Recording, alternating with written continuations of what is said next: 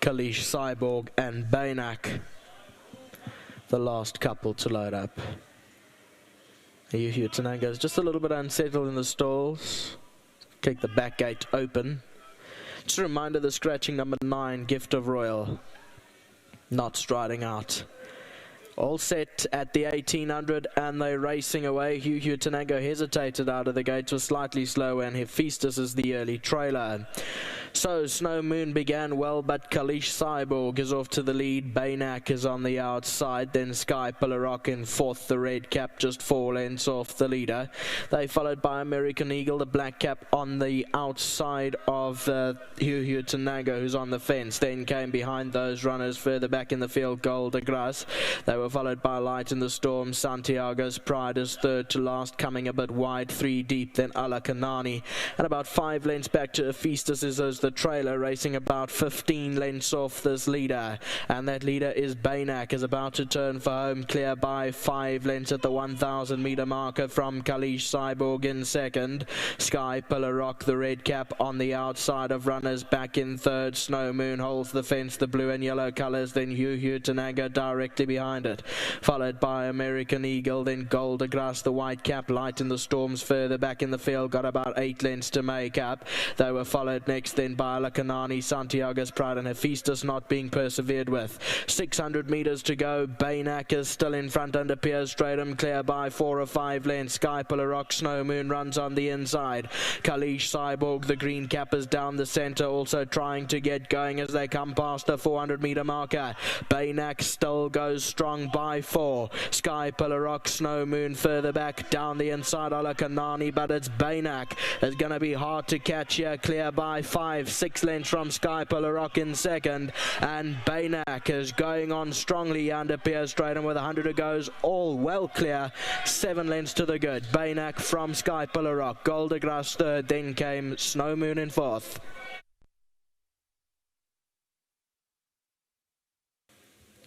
BEYNAC is towards the outside of the track. The blue sleeves and cap is now drifting slightly to the center, but is well clear of the opposition at this stage.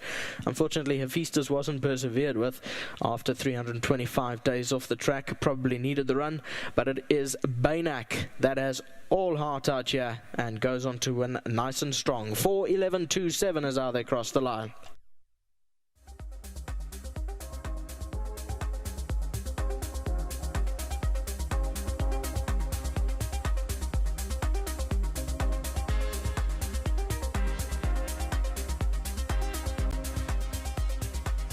Right, winner of race 4, BEYNAC. Pierre, before we go on, another milestone for you, 5,600 winners. You were going to retire at 5,000 the last time I remember. There were going to be many retirements in between.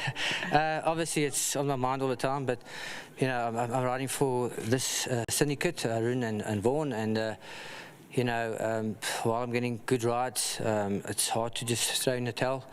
2-3 years ago, I mean, I was batting to get a ride. I was driving to the vaal for one ride to show my commitment. Eventually it paid off. Just needed to get a couple of better rides, good rides, and obviously it came from the syndicate, and then obviously other people start seeing what you're doing, and then all of a sudden you're back in favour. So it's all about being in favour and being in form. But Pierre, a very betting coup, I should say, a coup from Arun and Vaughan to get you. At the end of the day, you're one of South Africa's greatest jockeys, and it's a pleasure still watching you at the age of 58, riding the way you're riding at the moment. Thank you, Johnny. Obviously, it's nice to get these quality rides, and yeah, Arun approached me one day and said, "Look, I know you're not riding a lot, but would you ride for us?" And I said, "Yeah, gladly," because I knew I would get some rides from different yards and some horses with chances, and that got the wheel rolling. So yeah. We're still going strong, and I don't know how long until they call it a day. If they call it a day, I'll probably call it a day, or when I start going grey. So we'll just stay away from the okay, we'll leave that one. Pierre, let's go on to BEYNAC. I thought good call from going to the front, because a lot of horses in this race were not good enough to get in front of you, and I think you would have been caught behind some bad horses in the straight. You took the initiative to go to the front, and he won very convincingly, and looks like he's going to win a few more races, this horse. I'm hoping so. He's a narrow horse, but he's a tall horse, so hopefully he'll fill out and get stronger. Yeah, James phoned me this morning. He said just settle him because he's been a hard ride.